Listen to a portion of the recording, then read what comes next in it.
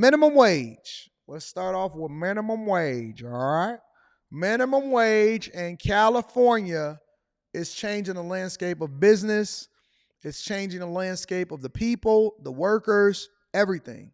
Make sure y'all hit a like for the algorithm, subscribe to the channel, and turn on your notifications. They saying that it's a wage war over there in California. It's a forced fast food pay bump, creating a divide between the mom and pops and the chains. Announced. Shout out to Rita C. I'm definitely going to be reading that super chat shortly. Give me a second, baby. All business owners are asking, can they even compete? CBS 13's Madison Keevy live for us with insight from a Citrus Heights business owner and getting answers. Madison. Listen, we know you've likely heard a lot about this story over the last few months and weeks, but tonight, a new angle. A local business owner, California Burgers, is up against a lot as a small business and now adding $20 minimum wage to that list.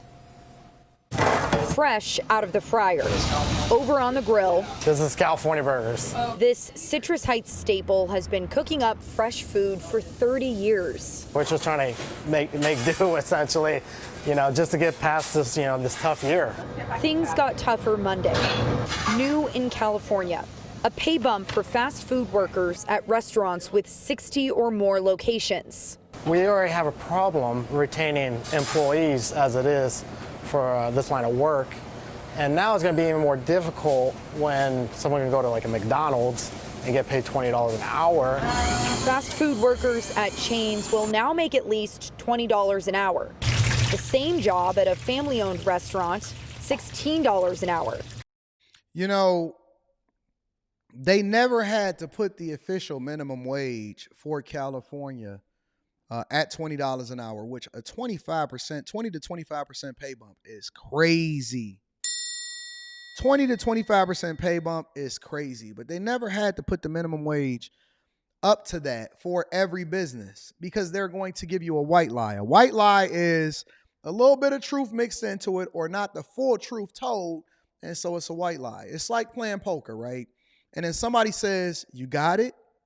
You got the best hand? And I'm trying to get them to fold, so I got my poker face on. And then they say, you got it? And I say, hey, man, I got you beat. And then they say, wait a minute, you got a full house? You got aces full, don't you? And you be like, and then they fold and they show you their hand. And then you didn't have it, but you had a hand that was slightly better than theirs. But then you continue on with the lie because you want them to believe that they guessed it correctly, even though technically they just said that you have it. You had it, but you didn't have the hand that they think that you had. So what happens is it's called a white lie. It's like you telling a piece of the truth, but you're not telling the full truth. And that's what's happening with minimum wage. What they're doing is, in order to get it passed, the only thing that they had to do was assign it to fast food workers. Why? Because very few people actually, fast food doesn't ring beautifully in people's ears. And so if I say, okay, well, I'm going to raise the minimum wage up to a minimum of $20 an hour, and it's going to continue to accelerate over the period of time, then I don't have to raise the minimum wage for everybody because now I'm forcing you to compete when they could just go over to McDonald's. And so by default, you have to raise your minimum wage up to a certain amount to compete, to keep the same type of workers. Why? Because the market is going to dictate how much you pay for people based off of what the minimum expectation is at these other places and these easier barriers to entry. It's like if you got a plant job over here and they paying $21 an hour starting, and you can go to McDonald's and you can just chill on the fries. Why would you go over there and break your back for $21 when you can go over to McDonald's and make $20 an hour? See what I'm saying? So then you're artificially dictating what the market is doing instead of letting capitalization and the market dictate itself. The free market is not really a free market when you have legislators manipulating how much people are getting paid, and then that's what then caused the chaos with the business owners, the workers, and then accelerated innovation, which then caused the workers to eventually get laid off because you don't need any people anymore. Why would McDonald's want to continue to pay you $20 an hour? Because they have to, when they can just get kiosk, they can implement AI. They'd rather spend the money trying to figure out how to get rid of you than spending the money investing in you. That's minimum wage in Sacramento County. Absolutely, it's going to impact us. The concerns at one business echoed by an expert. Real-world impacts are already being seen. Businesses are potentially looking at reducing hours, laying off employees. Are customers impacted? California. Oh, poker has everything to do with lying. Poker has everything to do with lying. Absolutely. 100%. And poker, you're not even playing the cards, you're playing the people.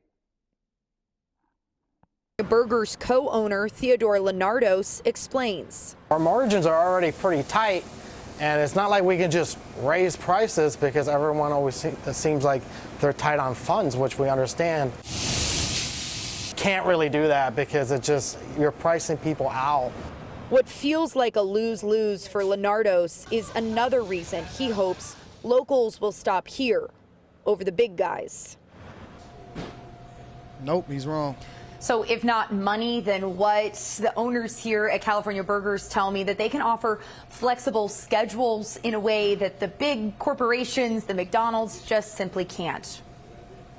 All right, Madison, thank you. And there was a lot of controversy over which chains were exempt from this law, like places that bake their own bread, when allegations arose that Panera, the franchise owner, also donated to the Newsom campaign. The law says fast food restaurants and airports, hotels, event centers, theme parks, museums, and other locations, they are all exempt. So are restaurants in certain grocery stores. And that's how you get around that, is that you grease a couple palms, and then they're going to create some laws with some slight modifications to it that allow for you to be exempt because you friends. And you telling me that businesses is just competing. How? When you can grease a palm and get the law kind of modified to make sure that you're the one that benefit from it. That's not competing. That's not a free market. When you can manipulate the market based off of what's best for you and your friends, or based off of what you want to do in order to get voted back into office because you got a bunch of liberals that live inside of your state, that's not a free market. That's not businesses competing.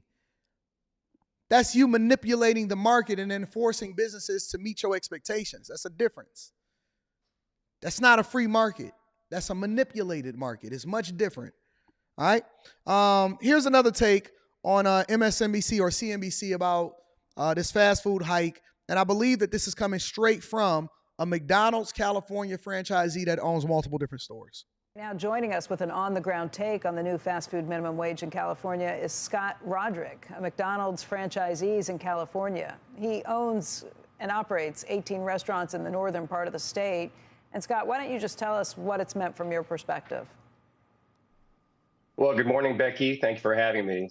The day has now dawned upon us where countless operators in California face this $20 wage. It impacts 15,000 restaurants up and down the state of California.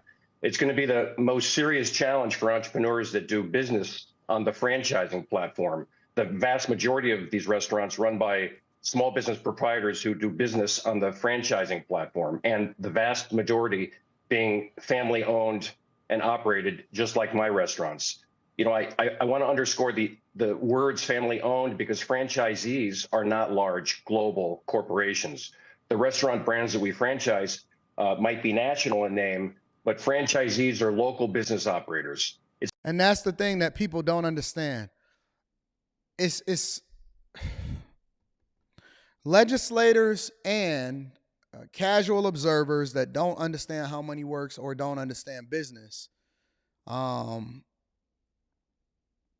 They don't really understand. They don't get it. They don't understand how this works. They're saying, well, McDonald's is the ones, the large corporations. No, that's not how McDonald's make their money. People don't understand how McDonald's itself makes their money. A franchisor or franchisee is the person that then has to spend the money in order to be able to hire the people and then serve the community whatever the product is that they're selling. And so when you talk about a small business owner may have to put up everything and invest all of their capital into making sure that they can open up the business. And then they basically paying licensing fees and they buying the products from whatever the franchise that that they're franchising from, the store that they're franchising from. And so people don't understand that these are local operators. These are people that often at times live in the very communities that they're serving. They're business owners. They created a job for themselves.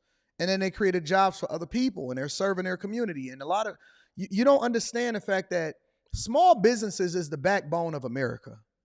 Small businesses often turn into large businesses.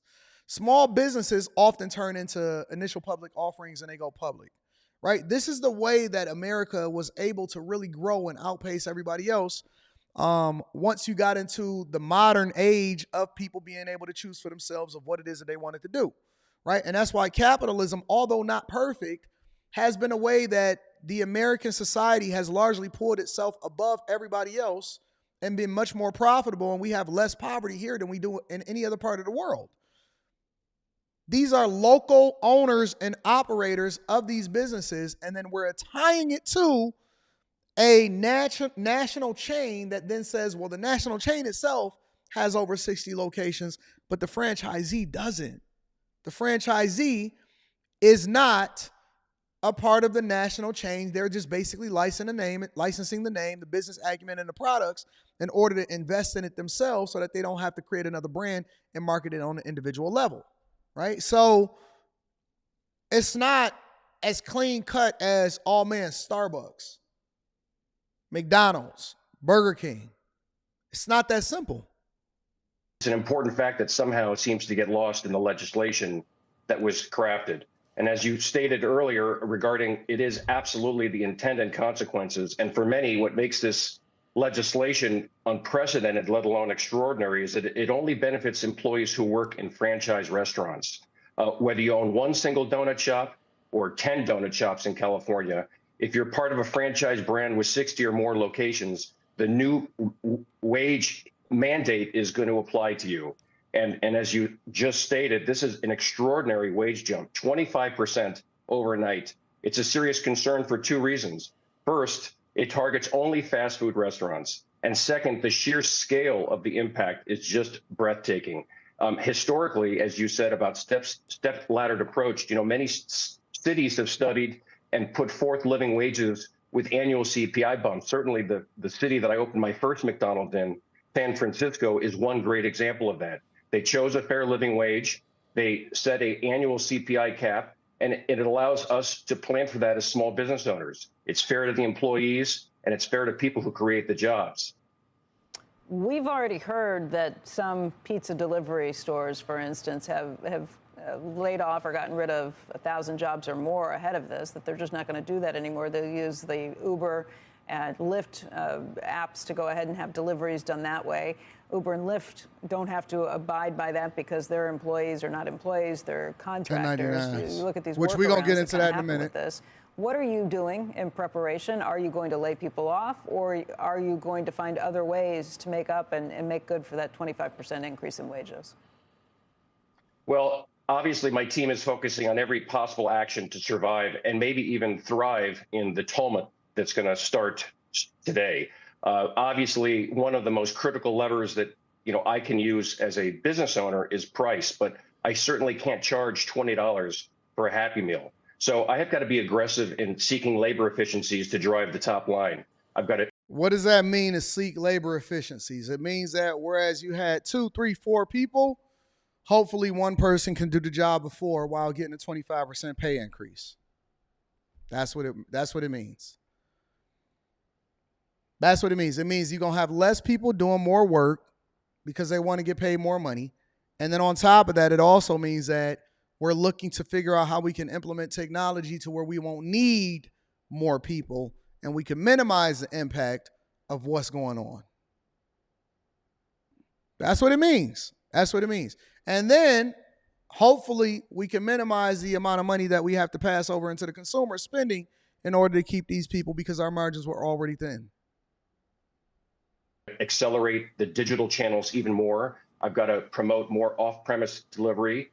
Families are going to have to make very hard choices around capital X expenditures. For example, can I postpone updating a restaurant dining room? Can I put off investing in a new rooftop HVAC? And even the bigger question, should I open a new restaurant in California against these extraordinary legislative headwinds? The topic of the day seems to focus on the obvious move to cut labor or reduce staff size. But frankly, at least in my organization, that's the last thing I want to do. The The real thing that we should be paying attention to is A, how many businesses are going to be closing, because then that erodes the tax base, both from a corporate level and on an individual level. That's number one, because California is already operating at a deficit. And then the second thing that we need to be asking ourselves is, will that not only stifle, but cause a retraction in the amount of businesses that would open in California? Because why go do business in California when you can go and invest somewhere else where the labor laws is not as egregious?